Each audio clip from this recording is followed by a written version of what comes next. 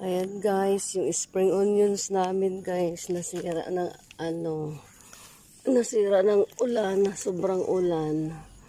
Ayan. Ito, sayang. Ayan guys, nasira ng ulan. Kunin ko na lang ito. Kasi na siya guys, natumba na. Hindi na siya pwede itanim. Kasi yung niya ng ulan. Ayan, oh.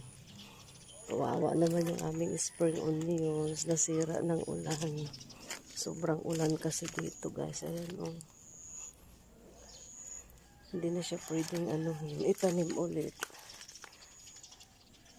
Nasira yung laman niya. Umano guys siya. Tawag dito ng Ayan, kailangan nito gamitin na lang. Natumba na lahat. Ay, hindi naman lahat.